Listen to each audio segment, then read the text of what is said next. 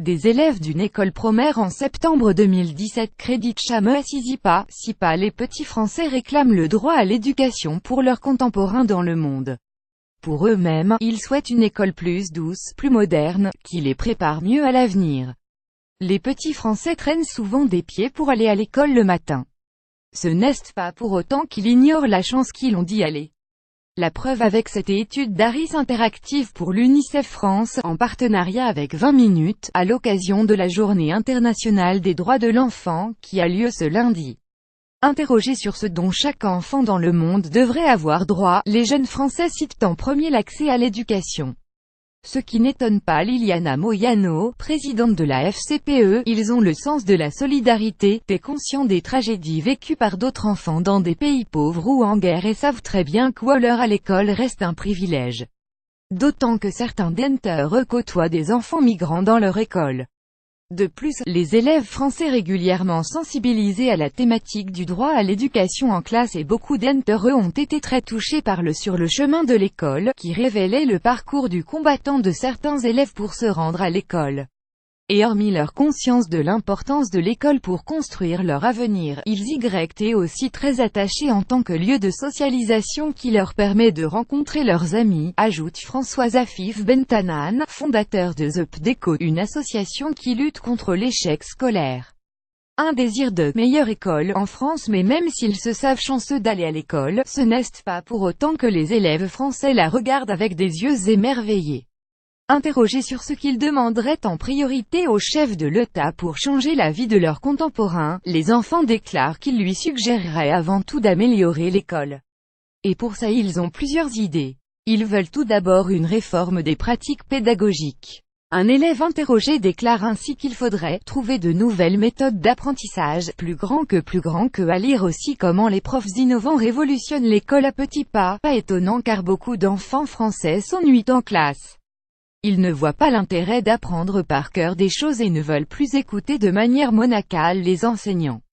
Le rapport au savoir a changé et les enfants d'aujourd'hui veulent moins de cours théoriques, mais plus d'ateliers, d'exercices d'application, de travail par projet, affirme François Afif Bentanan. Un avis auquel souscrit Liliana Moyano, les élèves français veulent être actifs dans les apprentissages. La classe inversée, expérimentée dans certains établissements, répond bien à cette aspiration. Mais le système scolaire a du mal à passer le cap et à généraliser ce type de pédagogie, observe-t-elle. Les élèves ne veulent plus d'une notation sanction, les prônent aussi une évaluation de leurs compétences moins punitive. Selon l'un d'entre eux, il faudrait remplacer les notes à l'école par des mots qui permettent de mieux comprendre résultats.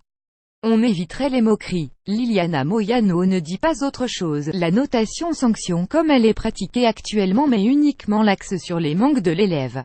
Il faut aller vers une suppression des notes dans le secondaire et les remplacer par une évaluation des compétences acquises, non acquises, en cours d'acquisition, comme c'est déjà le cas en primaire, estime-t-elle.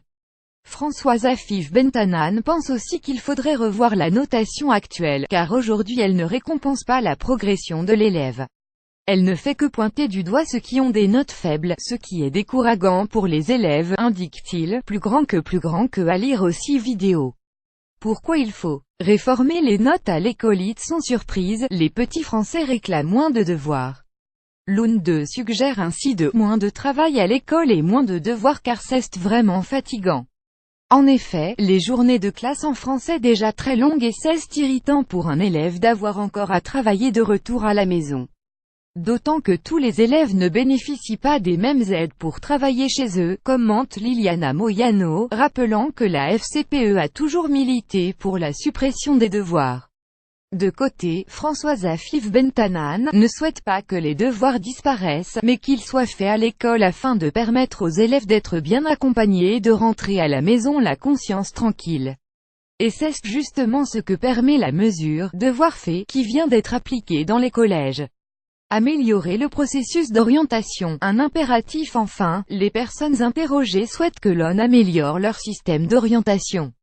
L'un d'eux suggère ainsi de « former les professeurs à l'aide à l'orientation des élèves ». Car beaucoup d'élèves arrivent en terminale sans savoir ce qu'ils veulent faire, constate François Afif Bentanan. Il faut donc commencer à travailler sur le projet d'orientation de l'élève dès le collège, insiste Liliana Moyano. Pour améliorer la situation, chacun a ses idées, il faut que les établissements ouvrent leurs portes aux professionnels. Que dès la classe de 6e, les collégiens puissent rencontrer une fois par semaine un professionnel qui vienne raconter métier. Il faut aussi revaloriser les filières professionnelles en faisant visiter les lycées professionnels aux collégiens et en valorisant auprès d'eux les olympiades des métiers, suggère par exemple Françoise Afif Bentanan. Des idées qui ne manqueront pas d'animer le débat actuel sur la réforme du processus d'orientation post-bac. Enquête réalisée du 9 au 16 octobre 2017 auprès d'un échantillon de 500 répondants, représentatifs des enfants résidant en France métropolitaine âgés de 9 à 18 ans, selon la méthode des quotas.